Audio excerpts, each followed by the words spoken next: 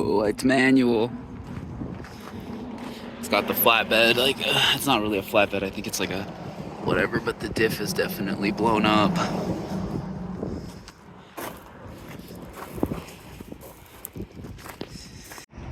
I think we need these. How many though? It's crossing the road. Why did it do it? Why is it doing it? Hey, beautiful person, what's up? We just changed the oil in Didi in the middle of the desert here in Golconda, and now I don't know where the keys are. Okay, so I found the keys, and you know me, every time we change the oil, I have this like thought that the car is gonna blow up. So we're about to start the car for the first time.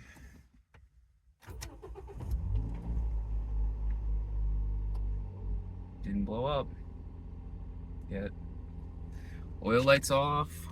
Check engine lights still on. Throwing very low evap leak. We changed the gas cap like a week ago now, and no change. So we got some other things to investigate on that end. The sound's happy.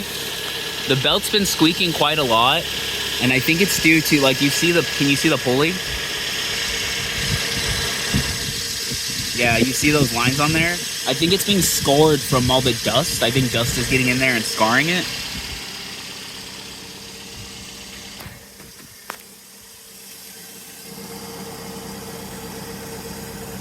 No obvious leaks yet.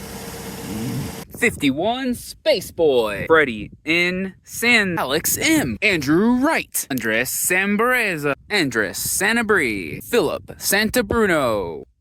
Bolt Fadzel Sagnagenaha. Bruce Waltz. Hamish Thompson. Lynn Swerve.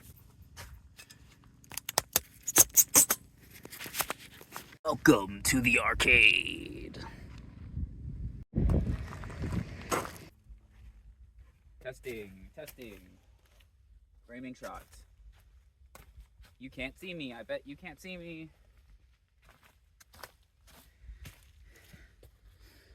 Yo, so in typical us fashion, we're like trying to use the back camera for once, and I'm just like, well, I can't. It takes way too long to figure out how to frame the shot or whatever. So welcome and welcome back. I'm BK, and in this video, I'm gonna give you a tour of Inertia the MR2. So this car, in my opinion, is probably at least the coolest car ever made, because it has the engine from the initial D car, but it's not the initial D car, and the newer ones are so much faster that people don't give a crap about this one. Ours, it's in great condition. I would, give it like a S+++. See, the cool thing about this is the wheels turn this way. I'm just kidding.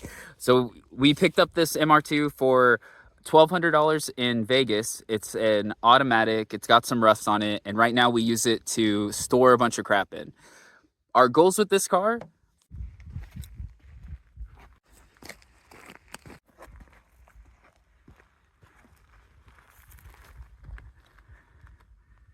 see, most people will probably buy this car and like put a GTST in it or a Beams engine, maybe even 2S220 whatever, swap it, because y'all crazy. I'm a DoorDash with it. Yep, that's right. A long time ago, we got this Yaris here, and this is going to be our race car, but someday it's going to be the rear-wheel drive drift car. Shh, I don't want to say this in front of the... So yeah, I think this car is going to be a lot more fun to DoorDash with. Even though it is automatic, eventually we will manual swap it, but that's not at all in the cards right now. Long-term plans. Stay tuned.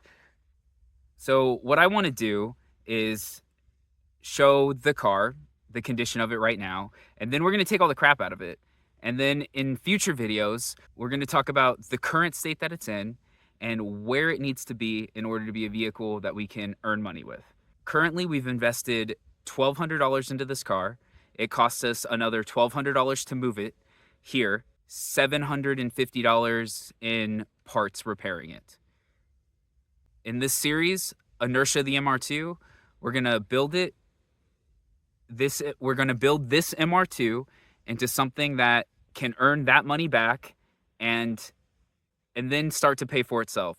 What I mean by that is any parts we build or give this car after its initial running and it's DoorDashing, it will earn. Meaning we will dash with it and earn the money for those parts. So the engine's not here if you don't know that, which if you're watching this, there's no way you don't know that. I hope is in there is my switch. Okay, so what do we have in this thing? We got some glass, a bucket. Oh, a keyboard. This thing's cool.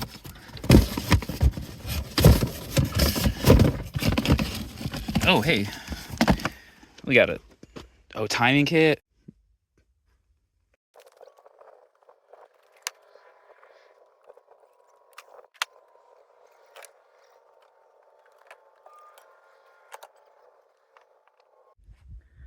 So, you know, it's an automatic and stuff, and I don't really like driving automatics, but that's fine. Our registration on the Yaris expires in September, and I want to have that transferred over to this car. Okay, we can open the trunk now. Let's see if our switch is in here. I need the switch. Our friend Koopa and I, you can check out his gaming channel here. We're going to play the next reality game together called Pokey Circuit. So if you want to check that out, I gotta find my switch. Okay, and this thing's heavy. It makes sense though. It's gotta be heavy. Okay, so just use my neck. What do we have in here? Is anything really important? Oh, hey, look, this is from Loki.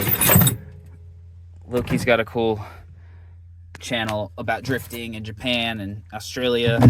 I think that they have a cool like style and brand. I think Loki's gonna be like the Vans of drifting someday. Literally just stepped on this with almost all my weight until I realized what I was doing. So I need to move this.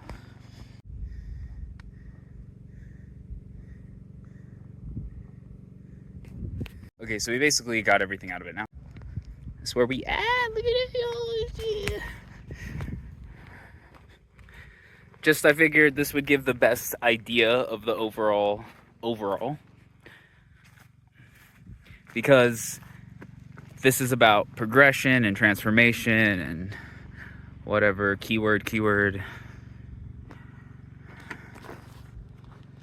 And then, yeah, so in a future video, we'll talk about what's going up with the engine and everything like that. You can watch some of my previous content if you're interested. Interior's actually not so bad. It's mostly complete. You know, we're missing this thing here, and the dash is cracked, super common stuff. But you know, I don't care. I'm not restoring the car. It's not gonna be, we're gonna look for MR2 parts and put the MR2 thing on there from Toyota original. We're not gonna reman stuff. We're gonna clean it up and, you know, maybe we'll reupholster the seats or we'll 3D print a dash. I don't know, but we're just gonna get it to a clean place first and we'll go from there. I just wanted to taper any expectations of people who are like, oh, they're just gonna restore it. No, it's going to transform. Hey, Inertia and I appreciate you hanging out with us. Before you go, I wanted to leave you with this. Since you made it this far, I just wanted to say thank you. I really appreciate you. And in a world full of V8s, gap them in an inline 4. What up? There's going to be a lot of this darkness stuff because I work like 9 to 9. And yeah, this ain't going to get done by itself. So we're working on it in the dark. I think this is when the real work happens.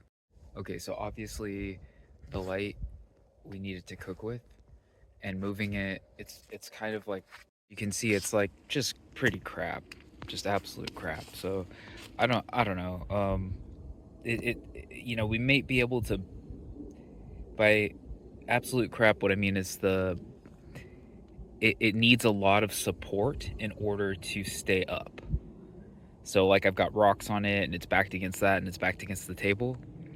And that's just purely because I've been knocking it around and stuff, and I broke the bottom part, so even if I tighten the bolt on the bottom, it would be like the plastic piece is split. It's never gonna really stand up correctly. So it's kind of like the kitchen light for now. So I guess my plan to, like, I got these mega pavers from the Ron Seed Shop. And like my plan is to get it on jack stands on the pavers. I feel like we have to do like just that at least, because then I will feel like I've accomplished something. Otherwise it's just kind of like, what did we do? Oh, we need lights. That, you know. Equip knee pads. All right, let's do this.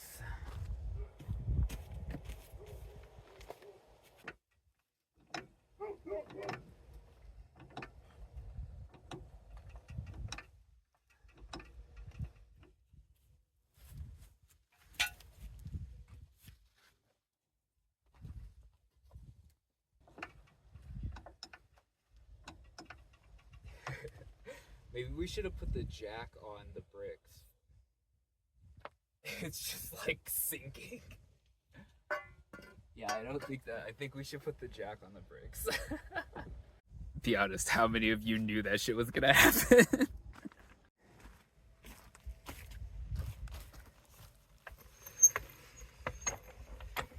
Okay. Nothing could go wrong, right? I don't think we have enough pavers to actually put it on Jackson. We've been buying 2 a day, but we haven't bought any in the last couple days. Oh, right on. So we actually don't have enough pavers to put it on jack stand. So this is about as far as we're gonna get. We just need to. So if we had like gotten the 2 today like we were supposed to, then this wouldn't be an issue. But whatever. Okay, we'll get them tomorrow. And yeah.